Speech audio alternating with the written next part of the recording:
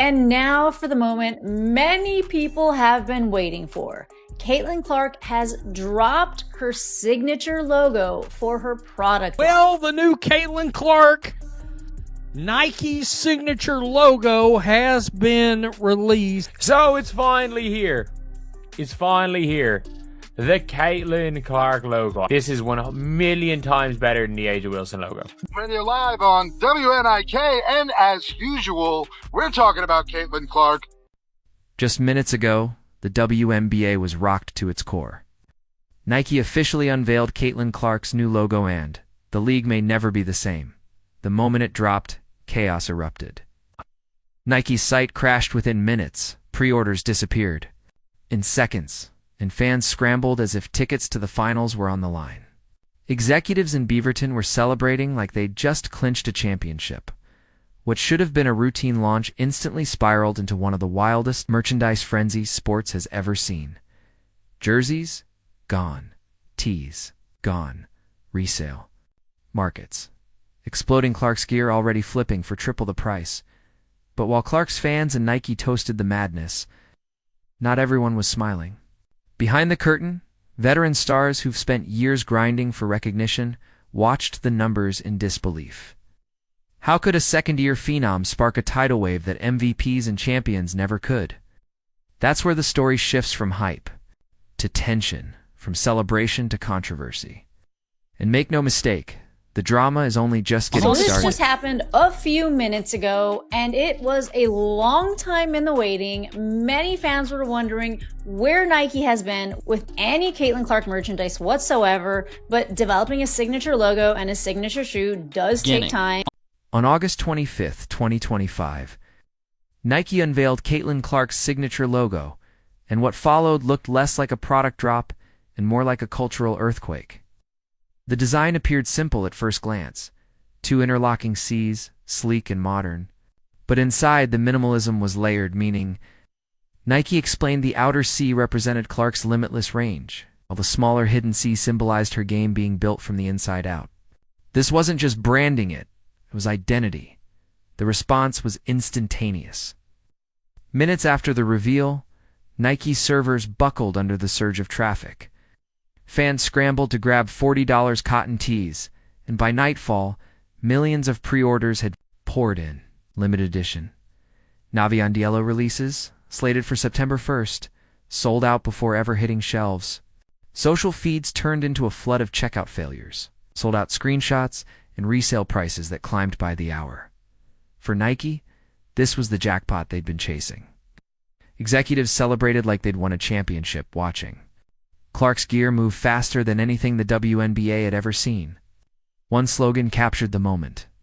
Caitlin's logo pulls you in like her game. Clearly, fans agreed Clark had rewritten the playbook for WNBA merchandise in a single afternoon, but beneath the celebration lurked a different story. This launch wasn't only about what Clark gained, it was also about what so many others never got. But the logo is officially revealed, and I don't hate it. Like, it is what it is. It's a logo. Adding $40 for these t-shirts is scandalous.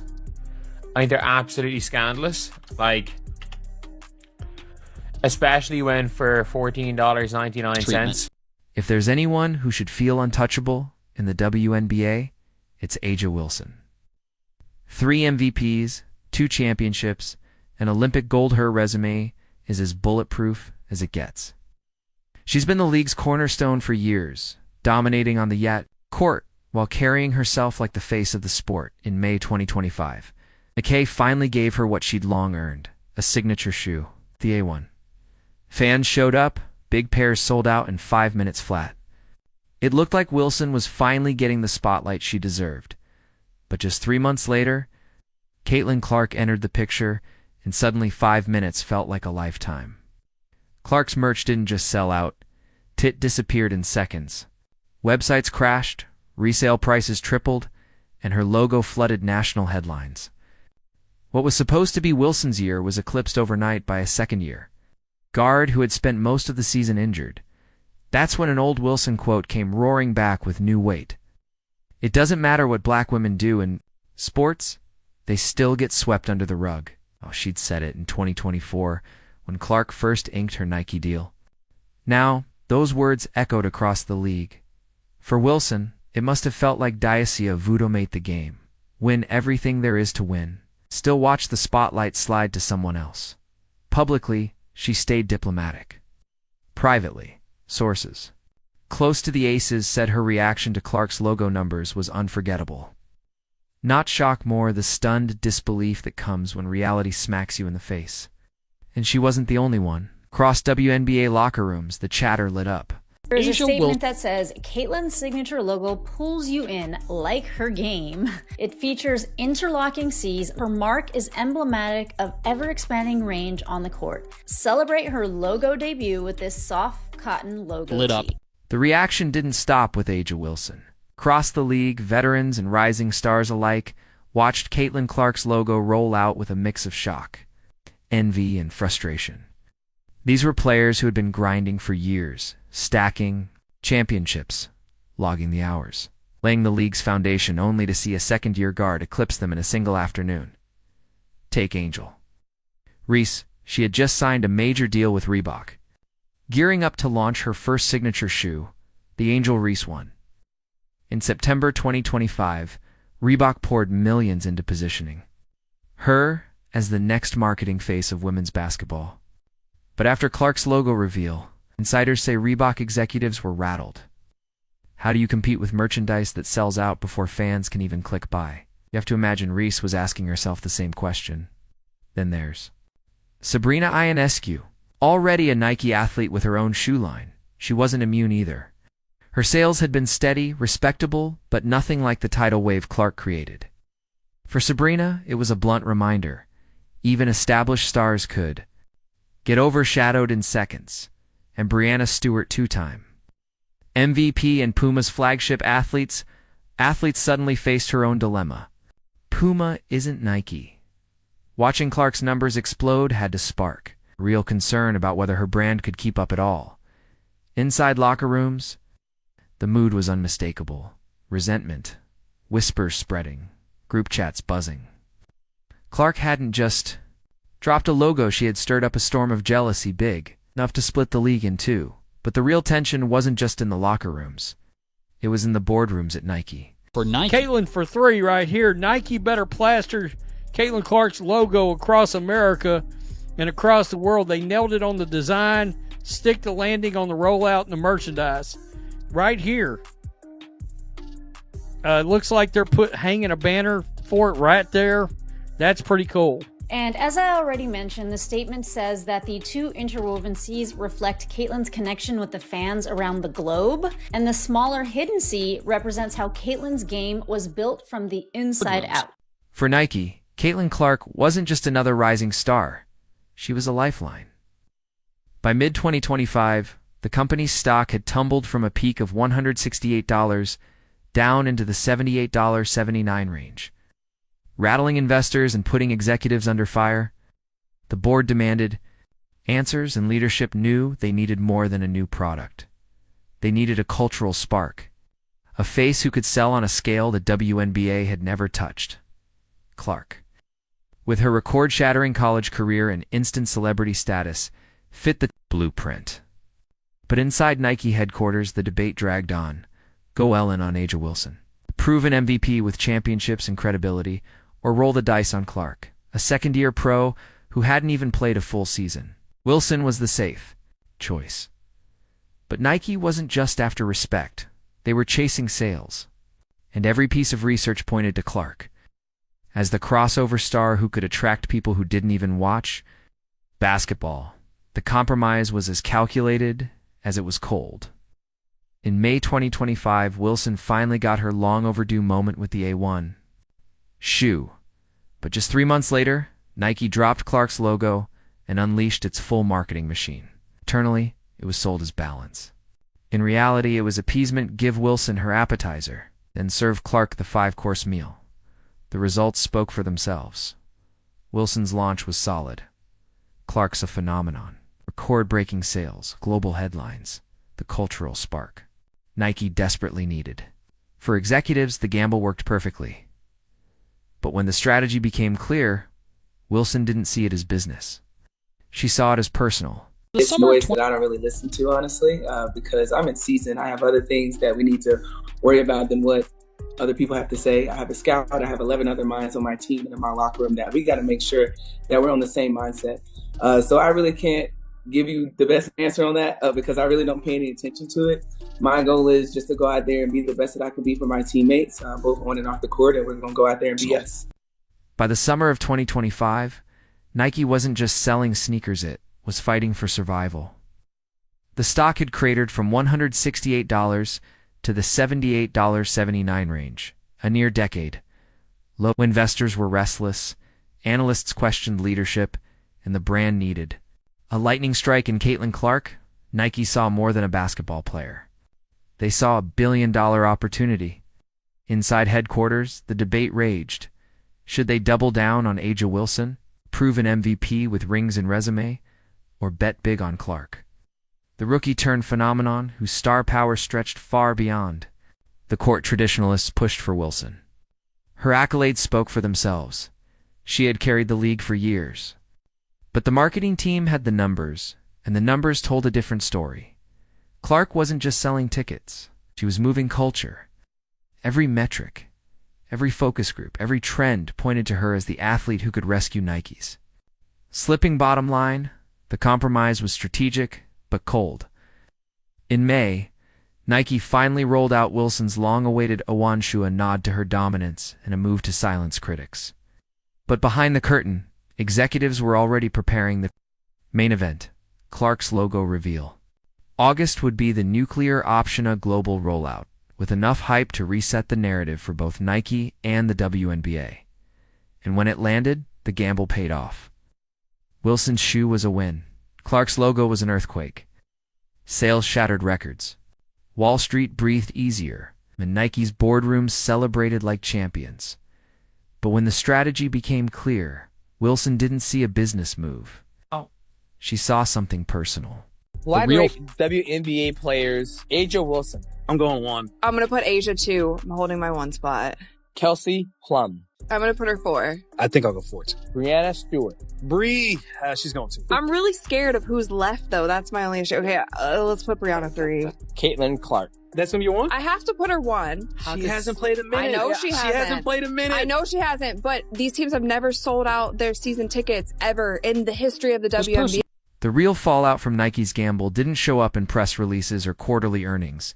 When the Indiana Fever squared off against the Las Vegas Aces, the atmosphere was ice cold.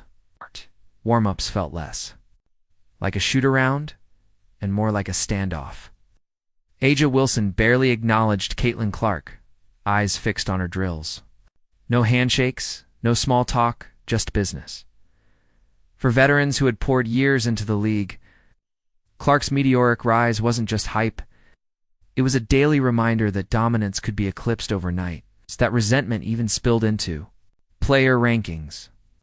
When athletes were asked to name the league's top guards, Klaku had just shattered the fan vote record, with 1.2 million ballots, barely cracked the list. Some ranked her as low as 9th, even as her face dominated every marketing campaign in the country. The message was clear. Fans may have already crowned Caitlin Clark. Inside the league, respect still had to be earned. It was the ultimate disconnect. On one side, Clark was the runaway favorite with the public driving ticket sales, TV ratings, and merchandise in ways no other player could touch. On the other, her peers saw her as a flashy newcomer who hadn't yet paid her dues. That divide fueled a quiet, simmering cold war every time she stepped on the court. And yet, one truth remained impossible to deny. The numbers didn't lie. Caitlin Clark's impact was seismic. If anyone needs understand, they're just being stupid. It's not that. A'ja Wilson she doesn't have that kind of aesthetic game that's gonna resonate. Like all of y'all talking about A'ja get a shoe deal. Are you gonna buy those shoes? Stop being full of shit. No, you're not. Deniable. If anyone still needed proof that Caitlin Clark had changed the economics of the WNBA, the numbers told the story better than words ever could. Fanatics reported overall league merchandise sales jumping more than 500% in 2024, with player-specific gear skyrocketing 1,000%. At the center of it all was one name, Caitlin Clark, her Indiana Fever. Jersey didn't just break records, it outsold the entire Dallas Cowboys. That's merchandise line in 2024. Let that sink in. The most valuable franchise in American sports, America's team, was beaten in sales by a single WNBA rookie. No spin, no gimmicks, just raw demand powered by Clark's star appeal. The resale market told the same story. When Clark laced up the Kobe 5 Pro in July, pairs vanished instantly, then resurfaced online for as much as $642 triple retail price. Every product tied to her, from t-shirts to sneakers, turned to gold the second it hit shelves. The contrast with the rest of the league was brutal.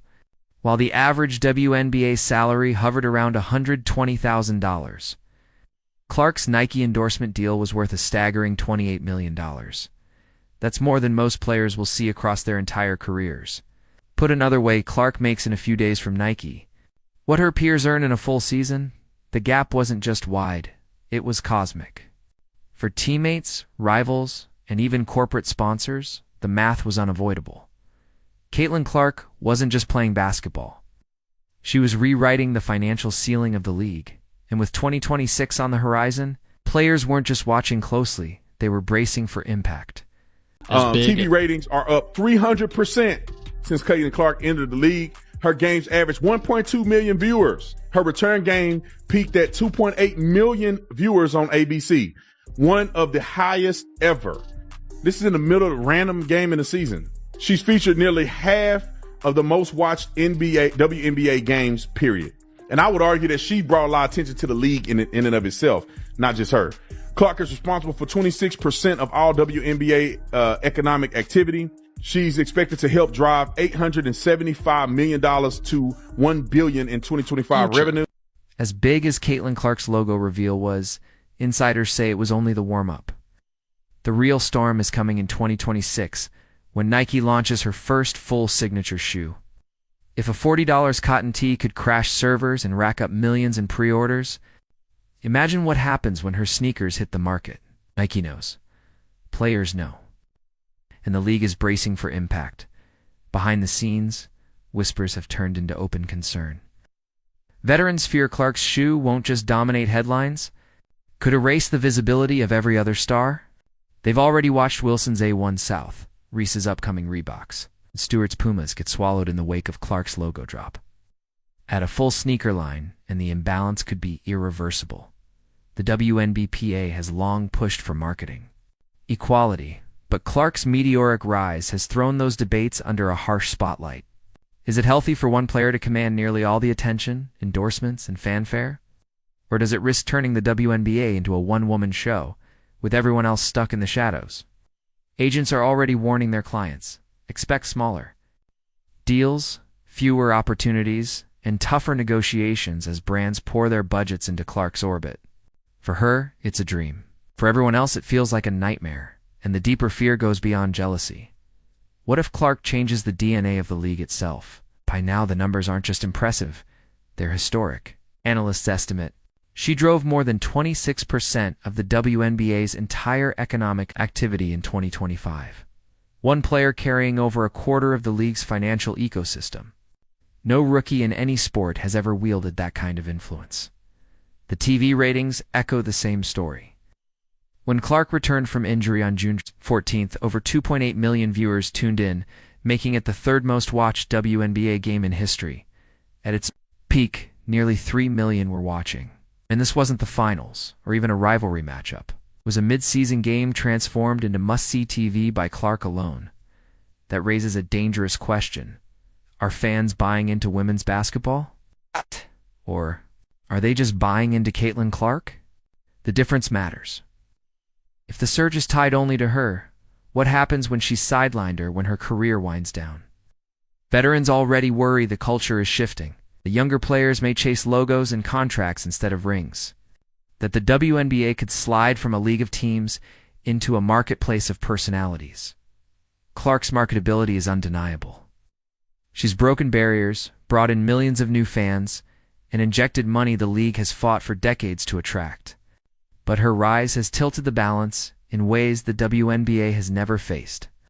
From record-breaking jersey sales to the looming chaos of her 2026 signature shoe, she's pulled the league's center of gravity squarely onto her shoulders.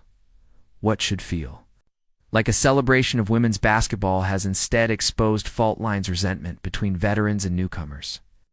Icy locker rooms and endorsement wars that pit teammates against one another. Clark's ascent is both opportunity and danger. One side, she's given the league unprecedented reach. On the other, her dominance has left MVPs and champions wondering if they even matter. For Aja Wilson, Angel Reese, Brina Stewart, Sabrina Ionescu, and countless others, the question isn't whether Clark deserves her fame.